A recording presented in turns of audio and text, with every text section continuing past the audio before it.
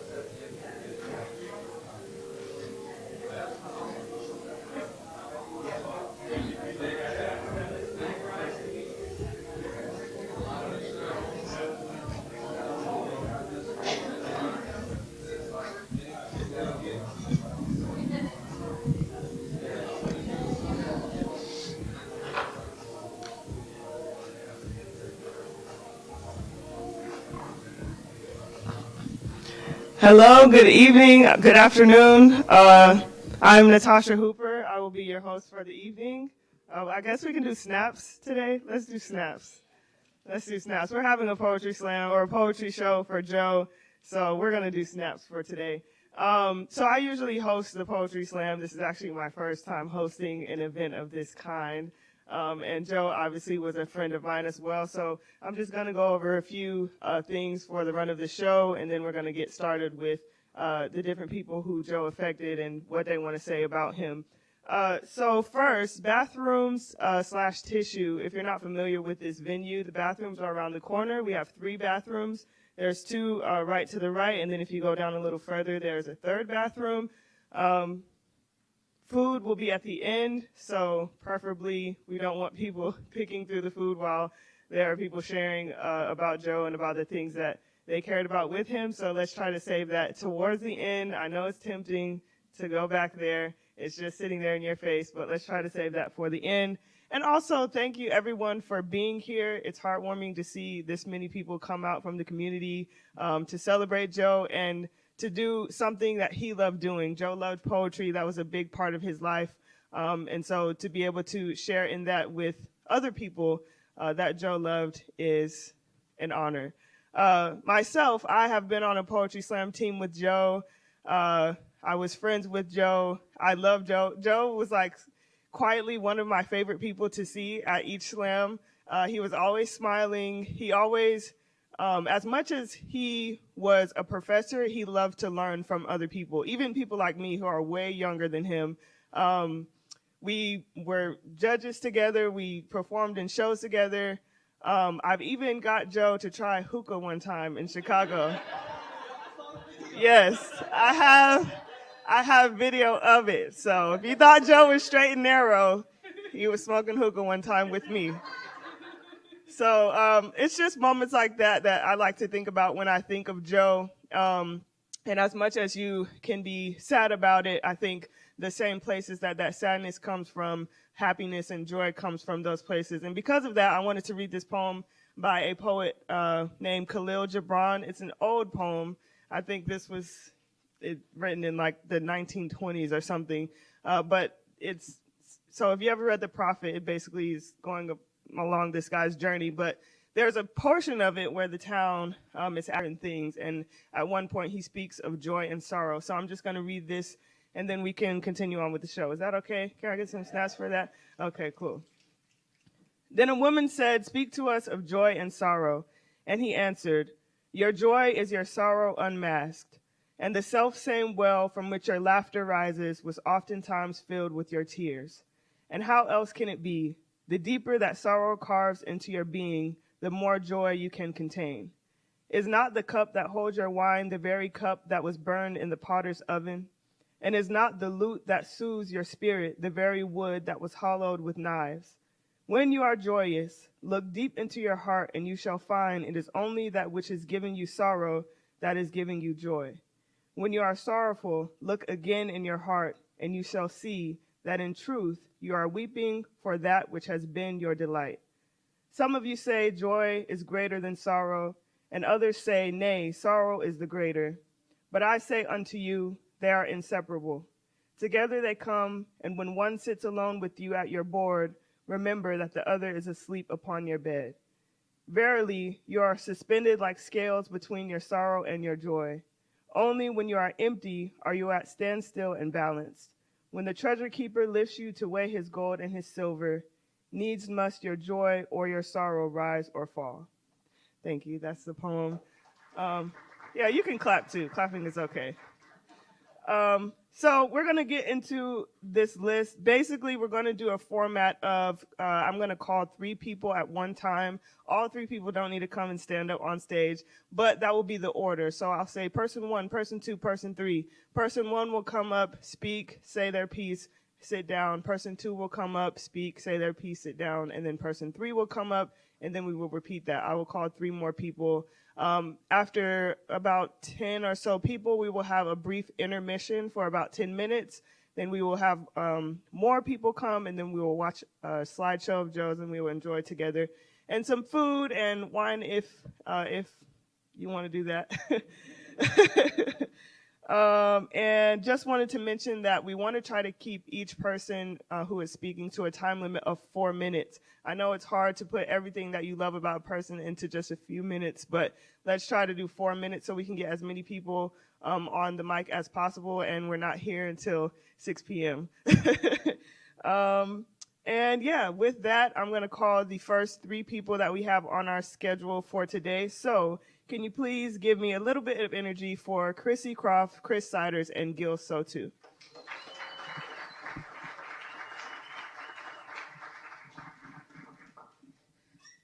Hi, everyone. I'm Chrissy.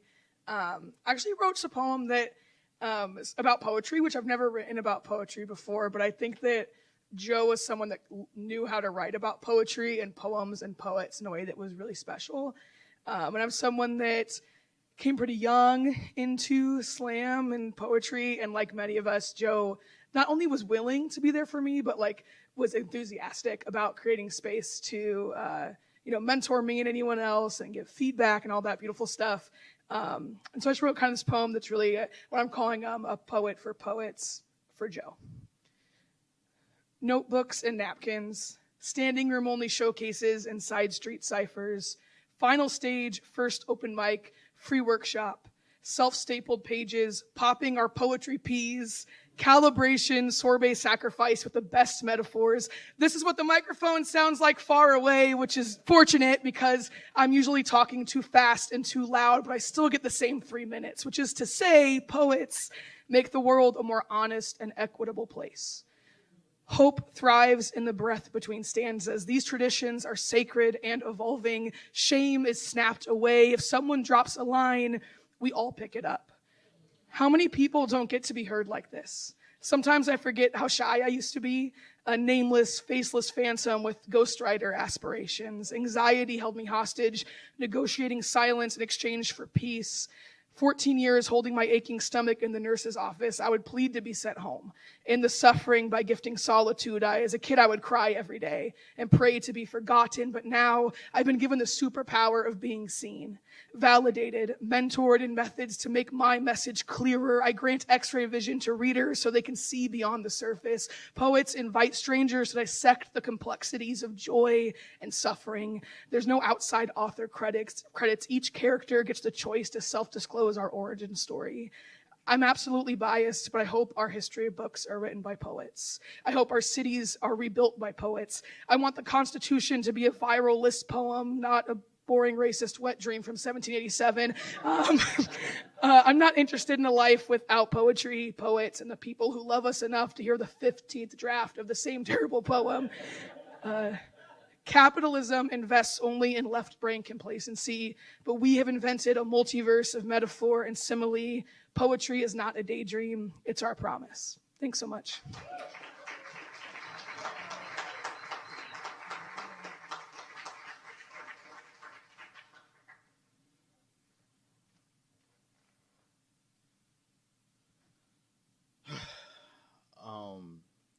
So I met Joe last summer, and in that short amount of time, he has done a lot for me and my growth as a performer and as a storyteller. I value storytelling over anything within my artistry.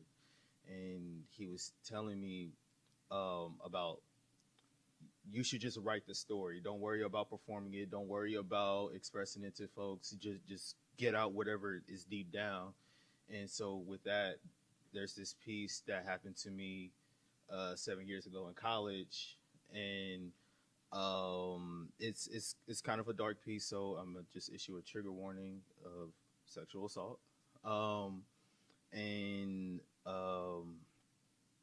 Yeah, so because of Joe, I've been able to really move past this incident. So much love to Joe, and he really helped me out with that. It's called Mockingbird. A closed letter to my current crush. Your smile frightens me like many before you. Cautiously traversing on stars to fall as your wish. Catch me in flesh stamped as dangerous. Everyone bear witness, me black. My stomach became a graveyard of butterflies. I drift and no comments of how my cursed skin is undeserving of marriage. You are too dark for anyone to marry. Your skin is the color of shit. This is coming from black people, so I need for you to listen closely. Don't waste your time.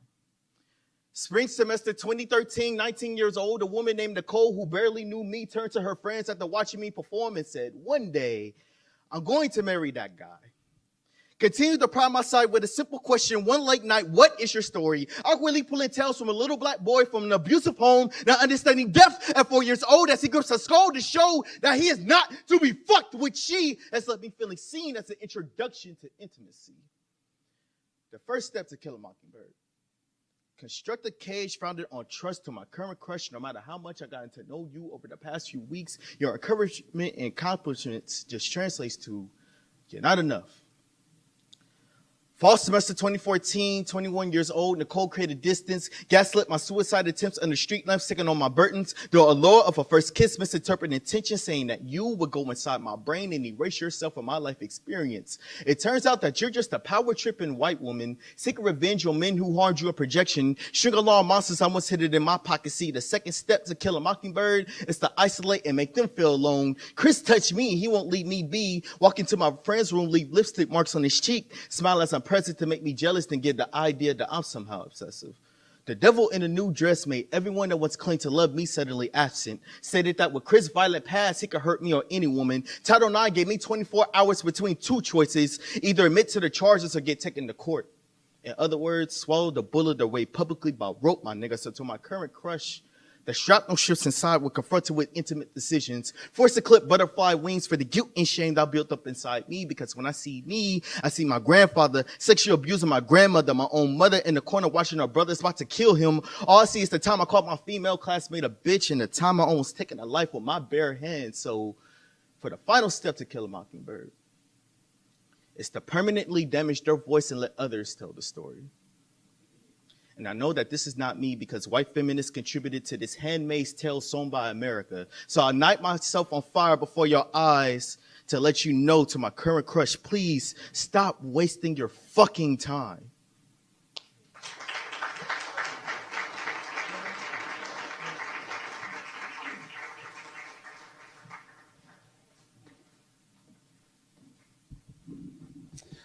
Hello, everybody.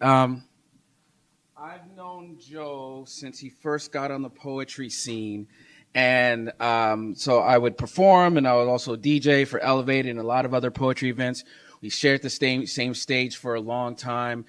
He was always one of my first people that I called if I needed a poet to just destroy the stage and everything. And out of all the poets that I know, I don't know how this happened, just because of his spirit. He was the only poet that I gave a theme song to whenever he came up, because his nickname was Hot Sauce. So I had this Jadakiss song, Hot Sauce to Go, and I used to play that, and that was always our inside joke, man. And nobody else knew, but it was definitely for us.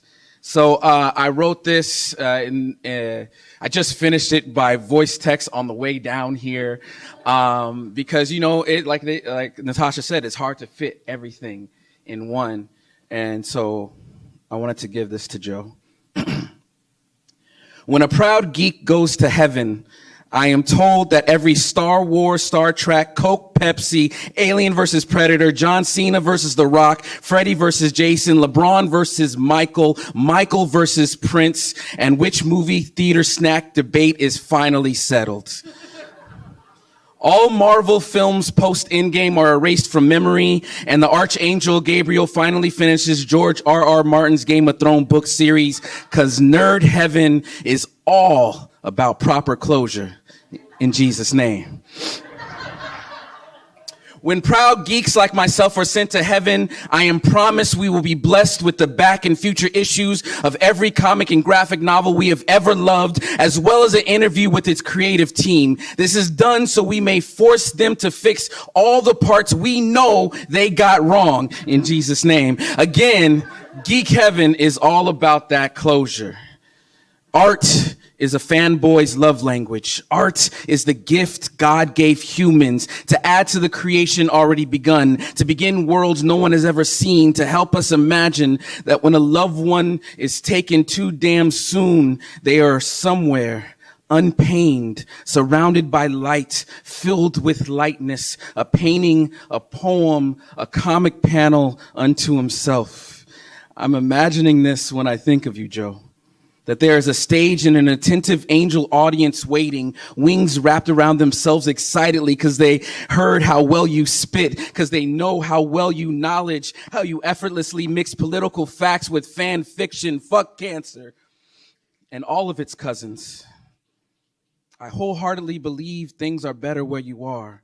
Pop culture paradise, nerd nirvana, whatever you want to call it, but I can't help but feel that we should have gotten one more deep conversation in.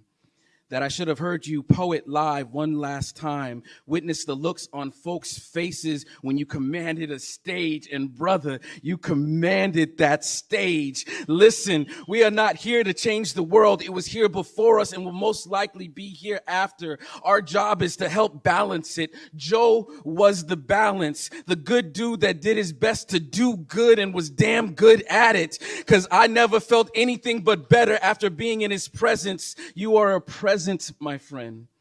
Last month, I found myself opening your memory. The gift you gave me was remembering not to take any more moments or people for granted. I hope you can see this room right now and everyone you impacted. This poem isn't finished.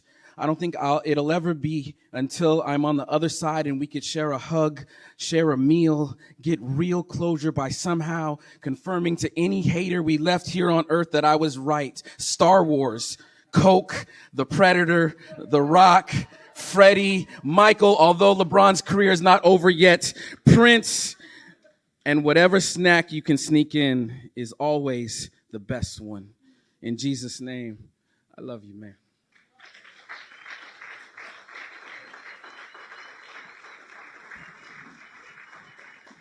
Thank you to everybody who has touched stage already. If you're not familiar with spoken word, you're probably like, wow, these people are really angry. Sometimes, yes, that's true, but I promise everything is okay. And with that, I'm going to bring up the next three people. Please give it up for Soul Stuff, Joe Mack, and Yidu.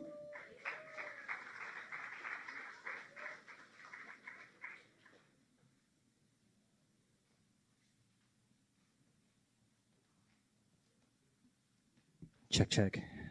Hey, how's everybody doing today? Yeah, about the same. Last time I was here was with Joe, so it feels weird to be back.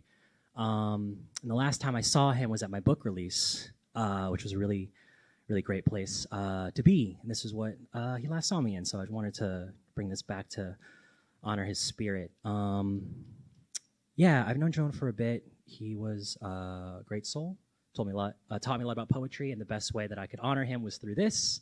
I wrote this for a slam that we were both in. It was a San Diego All-Star Slam, but neither of us made it past like the first, or no, made it to the final round. But I always wanted to share this with him, against him, in the slam. So I thought I could just do it now. But when I say spoken, can y'all say words? Spoken, spoken.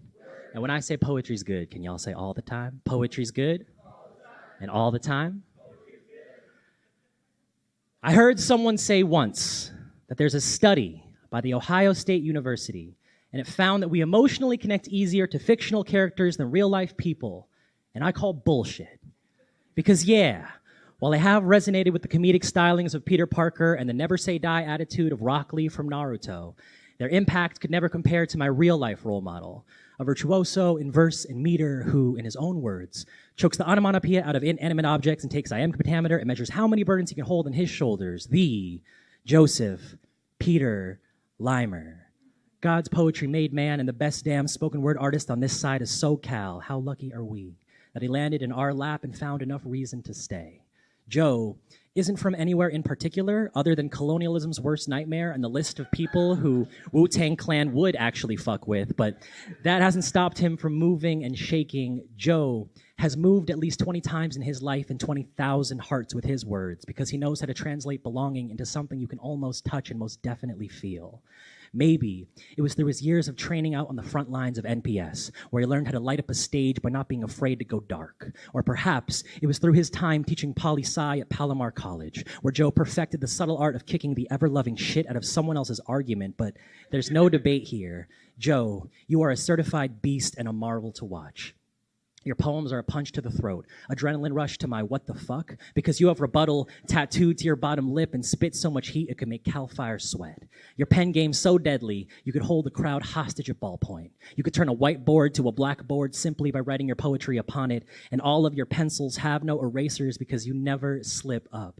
Make no mistake, you are a yellow number 2 to no one, no. You are the only dude I know who can make it to the finals of a slam even when you're slammed with finals. You are a baptism of hard lessons and good graces and the answer to the question, how do you make survival look like thriving? You are true Filipino representation. Perhaps the most powerful Pinoy I have ever known. You could easily out-joke Jokoy. You could send Manny Pacquiao packing. You could dance double dactyls around Dante Bosco and make me believe that I am a good and honest poet. You know, you told me once, Christian, you have a gift. You make people remember how and why poetry can be fun. But if that's true, then Joe, you are the Christmas tree. You are the wrapping paper. You are Nat King Cole drifting through the speakers. Joe, you are the beautiful context that make this gift worth giving, and it's funny how you talk about all the different definitions of what home can be, like a space where you can remove your jacket and feel the weight of the world go with it, or you can laugh so loud that the sound of joy hits the wall and knocks you clean off your feet. But for me, it's always been a lot more simple, because for me, home is any time I get to come back and share my poetry with you.